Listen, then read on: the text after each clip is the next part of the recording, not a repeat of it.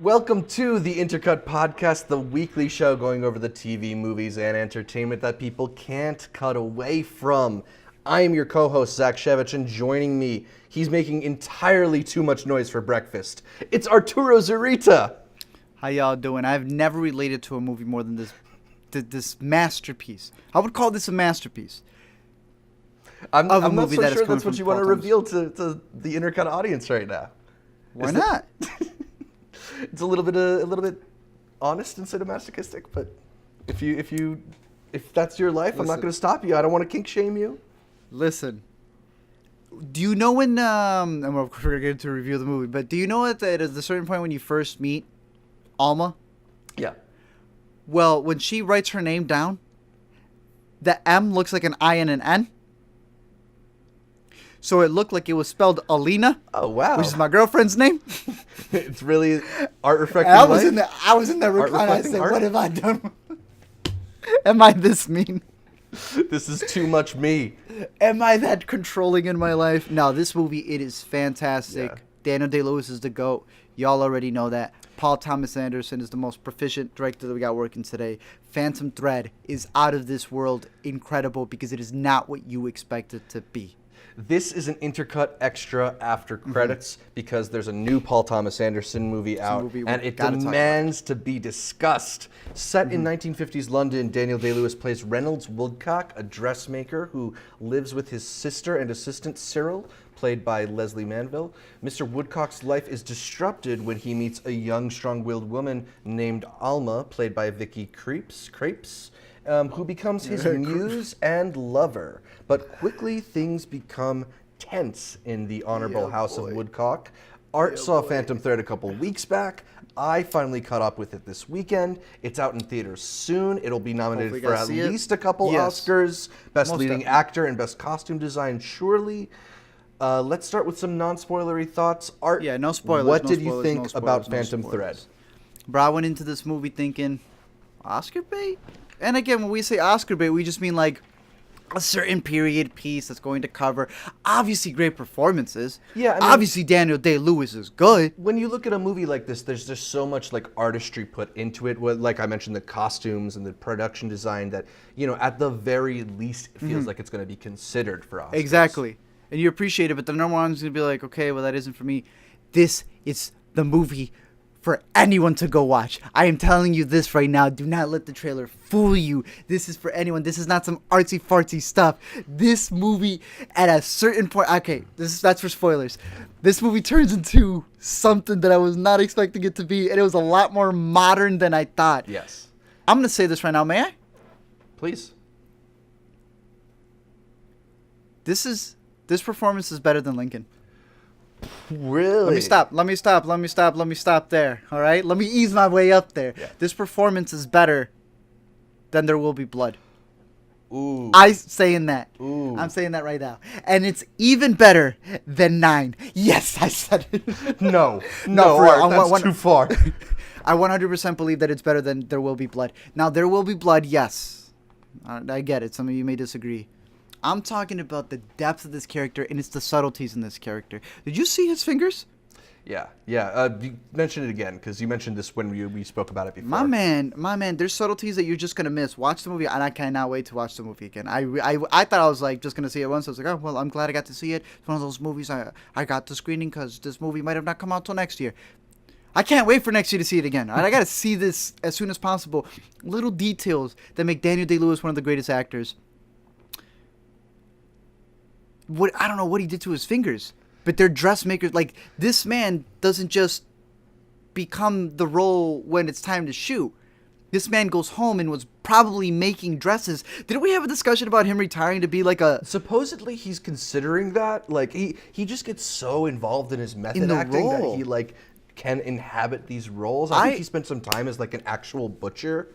Bro, I have not seen dedication like this since Adam Sandler's The Cobbler. So to see somebody else of this caliber come in It's good. No, like it legitimately is good on so many levels. On the surface level of being able to be like that acting good, and then just on the little subtleties, I think it's fantastic. Do you not think it's? No, I'm with you. I mean, it's always good. fantastic. It's always good. I'm gonna say that I don't think the performance is as good as his performance in There'll Be Blood. I think it's comparable to his performance in Lincoln, but it is definitely a very different performance from either of those two, which are both big, so loud good. performances. Yes. There'll Be Blood is a performative, angry, big role. Lincoln, that impression and it's an impression, and the way that we recognize it looms so large. He's just like this larger than life figure. Literally, he's Lincoln, and in Dressmaker, we get a much different side to the Daniel Day-Lewis method of just fully immersing himself in this character. You feel every vulnerability, you feel every little pause or every little snappy retort. Like he's this odd kind of like petulant child who's kind of been given things because he's got this gift at dressmaking. That's a good way to put it. Yeah, and he's very short-tempered in a way that, like I said, it's like a child, but he's got this delicateness to him and this eruditeness, and it's really just interesting to listen to him speak. Man, you're breaking this down. Yes, like, sing-songiness way he speaks. I don't know. It was an excellent performance. It's the kind of thing, like, we've been talking on the show a little bit about how great Timothée Chalamet is in Calling Me by Your Name, and if I'm him, I feel like shit knowing that Daniel Day-Lewis has got a performance around. That is not fair. That's so not fair. It's like when you get nominated and Denzel's on the list. It's and like when you're an actress and Meryl Streep is around. Yeah, and you're like, bro, leave. Yeah. Let me breathe. I need some shine. I still got to give it to Timothy. Like, I really got to give it to Timothy because I love this performance. But Timothy acted through the credits. Hashtag Timothy acted through the credits. I keep saying that. But this, hands down, it's going to be one of these two. It's going to be one of these two. There's no doubt about that. Maybe we'll take a quick side diversion here. We got a question from Ian Bulaklak whether or not we think it's more likely that Gary Oldman or Timothée Chalamet will get that Best Actor Oscar. I have not seen. I know you haven't seen Darkest Hour. I have. Gary Oldman's really, really great. It's a really good Winston Churchill impression. You already answered it. It's a Winston Churchill impression? Timothy, let's go. Yeah, I also agree that it's probably one of these two. That's or Timothy or Daniel Day-Lewis is the top. What did you like about the humor in Phantom Thread? The fact that it was there. I didn't think there was going to be humor. I didn't think it was going to be my humor. This thing at a certain point turns into a BET episode of Houses Wives of Atlanta. They're having dinner and they're straight up insulting each other. We talked about a movie earlier this year called Three Billboards. Not really earlier this year, earlier this month in a sense. Yeah, called Three Billboards outside of Ebbing, Missouri. Yeah, what a long title. That movie, when you see the trailer, you're like, all right, let's do this. Then you watch it and halfway through you're like, but that wasn't in the trailer. Oh, this is what it's like to watch a movie. And then at the end of it, it's something completely different. This movie does the same thing. This movie is holding its cards close to the chest. You don't know what happens halfway through. And when the ending came up. Yeah, so you definitely go into it. It's his best ending. You definitely go into it feeling like it's more of a period piece, looking at the era in fashion, this very, this great artist and what it took for him to make his great art, and then it reveals that it's a little bit more about the interpersonal relationships that this man has, his relationship with his sister, his relationship with Alma, his relationship to the people around him, how the people around him treat him because he is Reynolds Woodcock of the House of Woodcock, and that's dinner scene that you're talking about where they're like just picking apart each other's behavior in these really precise ways, and it feels, it feels just like any fight, any relationship in a fight that you'd see now, but it's just got that period dialogue to it that it's a weird thing where it does feel fresh, and it's easy to actually. I was not expecting that. Yeah, it's easy to follow the dynamics in a way that I don't normally find following period pieces that easy. That is exactly there's what it this is. emotional distance. I feel like I didn't feel that emotional distance at all in Phantom Thread. Yes, it felt way too real at certain points. This is what I meant. Like, you see these movies, right? And I'm not gonna tell my boys like, y'all gotta check this out. They'll be like, I don't know anything about that. No, like when you're watching this, I was there going like, tell her what's up. Yeah, tell her what's like. It's so raw of an emotion, right? The way that they talk to each other, that you, like you said, sometimes with these period pieces, you're like, they're not for certain people. This gets to the core of what a relationship and selfishness on both sides can be. That I cannot recommend this movie enough. This is artsy intro 101 for anyone who needs to come into it. There's more that are better, I promise you, but this is the best one to give to you to start off with. Yeah, I mean, I would say that like it starts off in a place that feels Yes. very much like most art house films. Like you know what you're in for. And it can feel maybe a little stilted and can feel a little bit delicate, but as it reveals itself, you get a much better idea of what it's going for, and it's going for a much more dark, nuanced, interesting idea. Did we talk about it? Did that patience bother you at all? Did you mind that it took a while? Not. Absolutely not, because I'm all for patience. Wait, give me that ride there, right? Yeah. Give me that ride. Let it build up. But when it builds up, let that ride, first of all, be worth it. It's okay for that ride to be worth it. But also, I like it that you're giving me little hints. So when I get to there and I'm like, I'm so glad I made it here. And they're like, oh, we were taking you there all along. Go watch it again. It was there since the beginning. Yeah, no, I mean, that's the thing, is that all these elements that you maybe don't think about or kind of disregard build in a way, even if it's Manipulates subconsciously. you. And I Yes. think the way that the movie sort of revealed itself, it was, it's one of these things where you're watching it and you're expecting it to go one way, and the more it goes this other direction, it's like, oh, this is what you're doing. And that's Yes. that's a great feeling for me. It's when you're in a movie and you think it's going one way, and then you realize that it's not interested in that path at all. I literally gasped at the ending. Can we talk spoilers? Let's get spoilers section. Yes. What was your reaction when Alma first, spoilers, starts crushing up poisonous mushrooms? All right, look, I'm thinking this whole movie is I'm watching this guy, and I'm going to be completely honest. I have that side of me. I'm looking at this as like, yes, the man needs peace and quiet at breakfast. Give the man peace and quiet at breakfast, all right? Oh, well, I think he's too cranky. It ain't your house. You know what I mean? I get that he can be annoying. I get that he's almost got that Fletcher. I'm a big fan of Whiplash. He's got that Fletcherness to him, that things need to happen the way that things need to happen for Very him. And I'm like, particular. and you know what? The sister gets it. You got to follow his rules at a certain sense. I loved his honesty. Why aren't you married? Because I don't want to lie. I thought it was also really interesting with that, just talking about the breakfast stuff. I don't know if you noticed how much they turned up the volume on all those things. Like every yeah. single scrape of the butter knife felt like it was I've done Foley. like a blockbuster movie or something. And I know what it's like to be in that situation where you're like, chew with your mouth closed. Yeah, the kind of things that sometimes really do get Yes. divides into relationships. Dude, I was so on his side. Like I just was. I was on his side. I was like, you know what? You Just relate give to him a man air. the I was. creative I said- man who just I needs said, his give him a proper man work air to environment. breathe. Yeah. Yes, I'm sorry, I was. So then when I see this girl go crazy, and I'm like, this is the story. It's about how we're gonna get a real G over here dying because of some crazy girl who came into his life that he shouldn't have done it, and she's crushing up the mushrooms. And I was like, I knew it. She's gonna want to poison him or whatever. Then he didn't die. Yeah, I was mean, like- that's where the movie starts to get really interesting.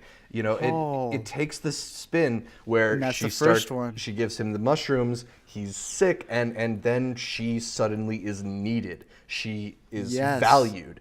And The kind of he is crazy.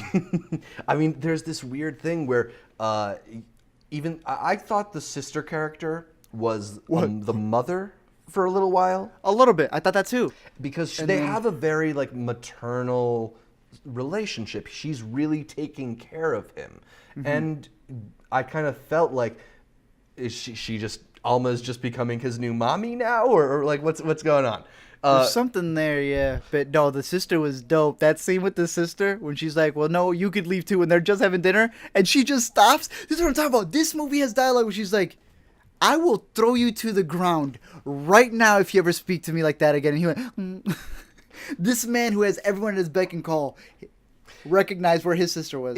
There is like aspect of this movie that's a little bit like relationship chess. You know, Yes. people who That's have the way- different that's what it levels is. of power. When she starts poisoning him and she is needed by him to Now nurse she's him in back to control, health, yeah. she then gains power that she didn't have in that house before. And watching how that changes how she interacts with Cyril, the sister, watching how that interacts, how he values her. It's really, really cool to watch that dynamic play out. What did you think of her character? Overall, I mean, I thought she was very interesting. You know, Despised her all the way through. Mm-hmm. I despised her all the way through. I mean, I didn't think she would. You despised her? The moment that she came in, and this, remember I told you that I had seen this with our fellow critic peers. Yeah. The moment she did the coffee thing, I said, that's a problem. No one else noticed it because y'all critics fake, but I noticed it. And does that not come into play Yeah. multiple times later on? At that moment, I was knew. charmed by her. I think I was charmed by her the way that Woodcock was charmed by her at first.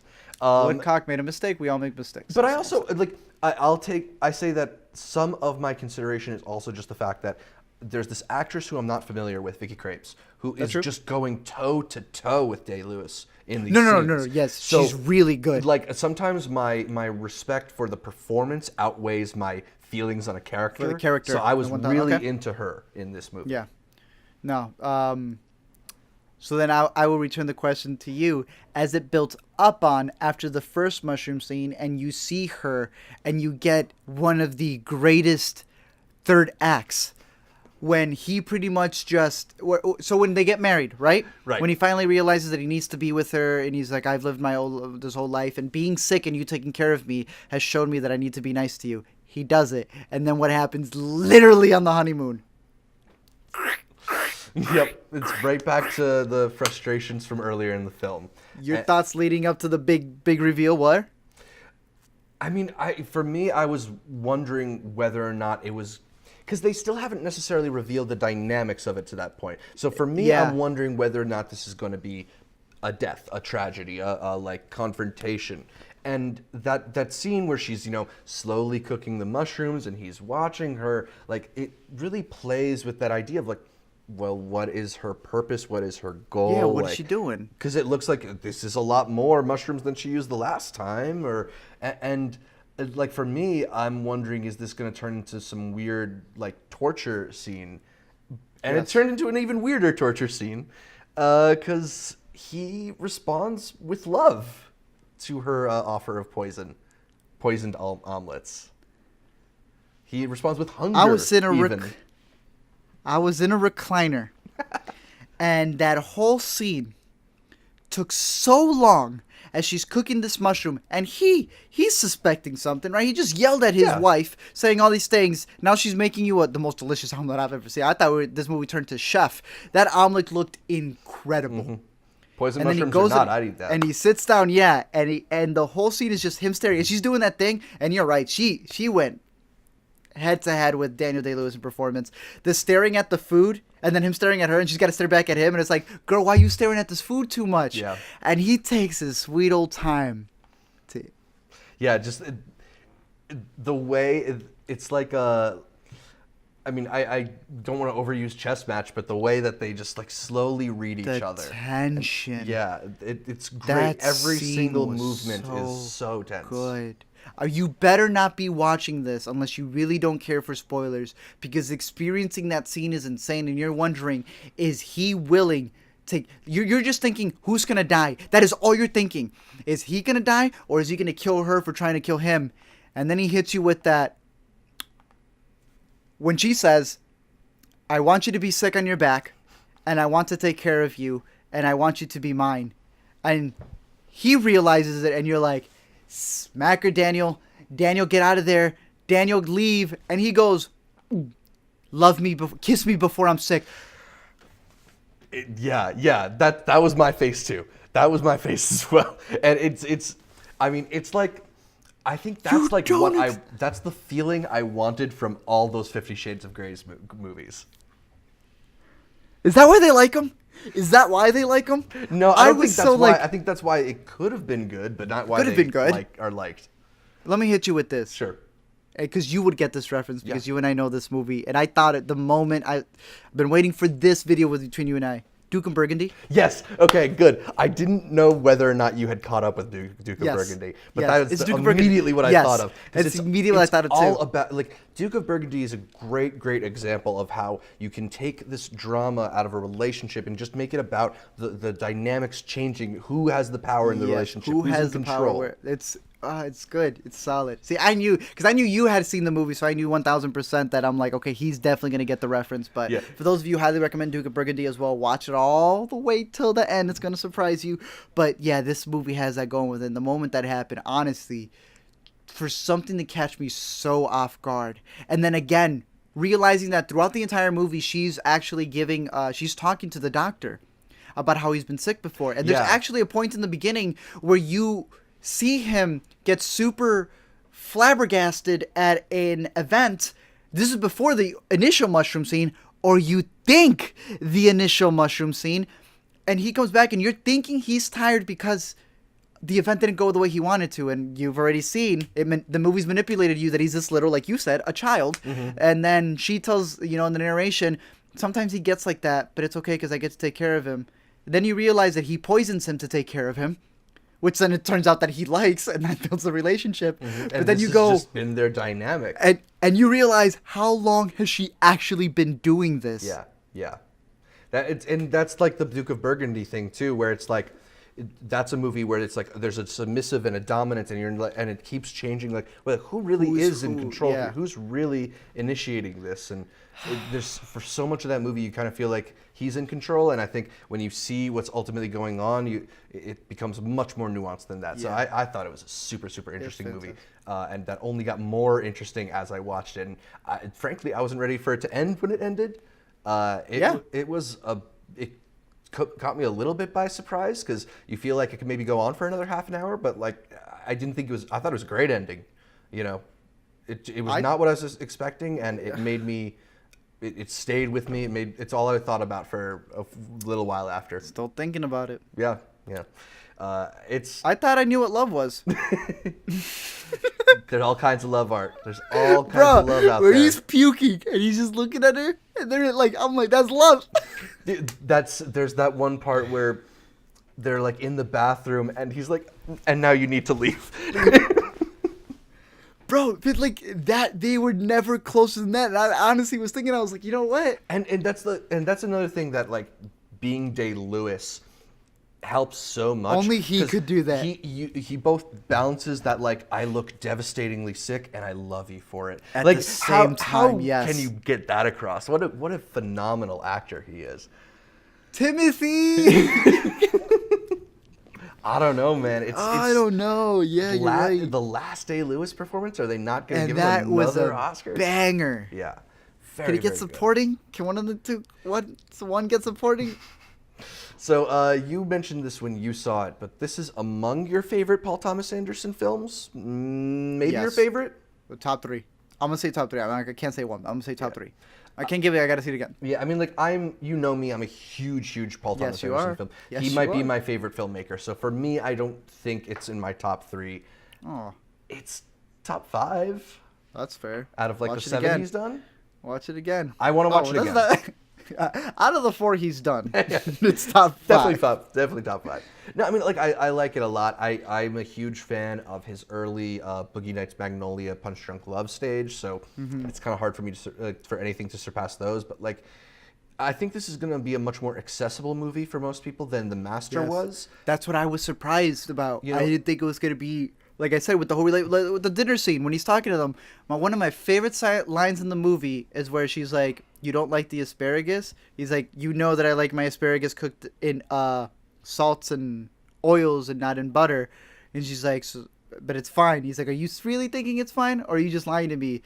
And he throws that line where he says, "Honestly, this man stroked his ego. He's like, the only thing I like right now is the fact that I'm pulling on this performance to just make you feel good." I said, this man's a G. Yeah, it's so good. And He you should know, have that's the died. thing. I think Paul Thomas Anderson doesn't get enough credit for how funny he is as a writer. Like Yes. Boogie Nights is a hysterical film. A lot of his movies are funny, and the way that he unexpectedly hits you with humor in this, just the comedy of manners and Alma not being as accustomed to what's going on around her as everyone else. There's a lot of very funny moments in this. Not to mention just just how dark and weird some of it is. That made me laugh too.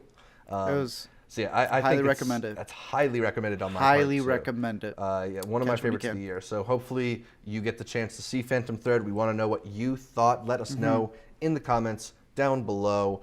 And we're very curious to hear some more reactions to this movie because it's going to elicit a lot of very strong reactions. Yeah, and remember that Valentine's Day is coming up, and the best thing you can get your lover is a mushroom omelet.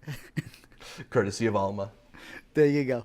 That's all for this installment of After Credits here on Intercut. You can catch more by following You can catch more from me by following me on Twitter @Zshevich or using that handle for Instagram. Also catch me on YouTube, youtube.com/multiplexshow. Art, where can people find more from you? The A to Z Show on Facebook, Twitter, Instagram, and YouTube, as well as my cooking channel that I'm going to start up. But you can also find me here on the Intercut if you don't want to follow me on the A to Z Show, because I'm with this boy right here, and we got a weekly podcast you can listen to. Yes, the regular hour-long show is up on Tuesdays, so subscribe to us on YouTube or subscribe to the audio podcast to get that. You can find it on Apple Podcast or the podcatcher of your choice. Follow us at Intercut Pod on Facebook, Instagram, Twitter, any of those works. Thank you for watching and tuning in. Remember, if you want to have a staring contest with me, you will lose.